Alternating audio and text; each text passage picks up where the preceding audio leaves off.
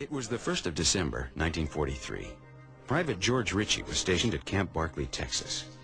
He had just been chosen to attend the Medical College of Virginia and was waiting to be sent to Richmond to begin classes. A week before he was to board the train, he checked into a hospital due to an upper respiratory infection.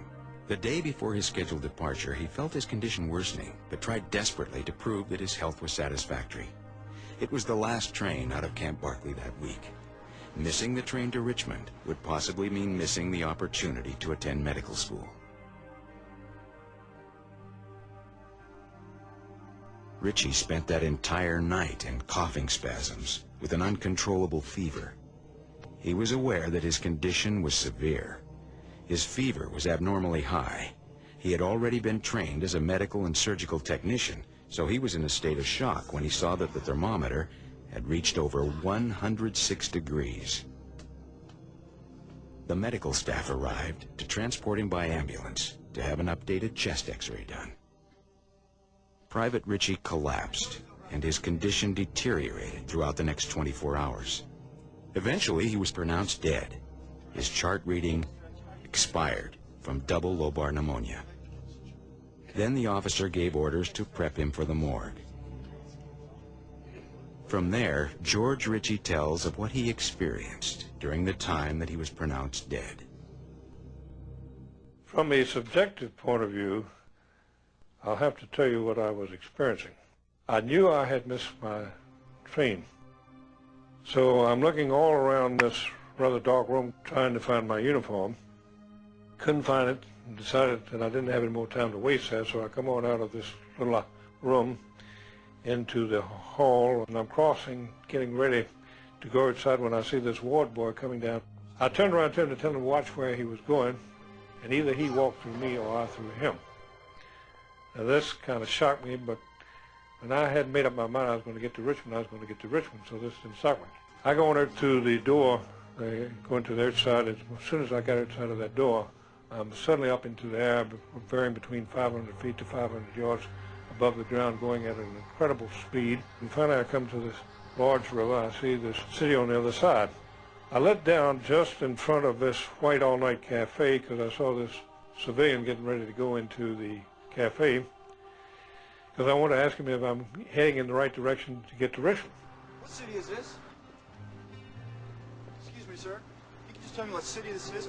I'd really appreciate it. I was on my way to Richmond, and I seem to have gotten lost. Please. This was the second time that another human being acted like they could neither hear nor see me. So I went over to lean against the guy wire of a telephone post, and my hand goes through the guy wire of the telephone post. Then it suddenly hit me that I had left something back there in that bed in Barkley, and I knew, because I was still using massive denial, that I'd better go back get it. And I made the next, or the first most important discovery about being outside of your body, that you really go where your soul sincerely desires. That time and space as you and I comprehended in this level doesn't exist, because in no time at all, I was right back there in the front of the hospital. But I had made a very tragic mistake. I hadn't looked to see which ward I'd come out of, much less which room. I could see the soldiers lying there in the bed. And we take for granted we know what we look like, but we don't, because you see, we really have never seen ourselves from here up, except in the two-dimensional object we know as a mirror.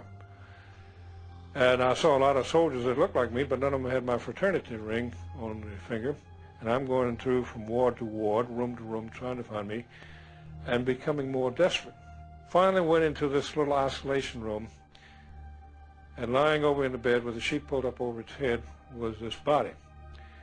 I realized it was me because I recognized my fraternity ring, and it even had a chip on the black onyx because it was a Phi Gamma fraternity ring, and there wasn't any mistaking. And I am utterly petrified. My massive denial has broken down. I suddenly realized that that body is dead. And I'm too young to die. I'm only 20 years of age.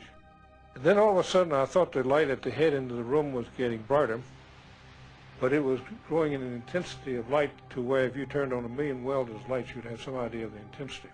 Three things happened at the exact same moment. Something deep inside of my spiritual being, not the corpse lying over in the bed, said, "Stand up, you're in the presence of the Son of God."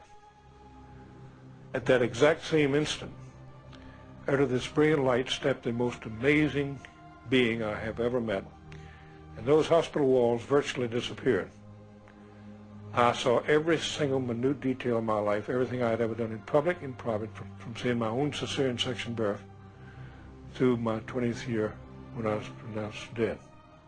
And he threw a question, what had I done with my life? And I thought, well, I'm an Eagle Scout. Immediately he shot back, that glorified you.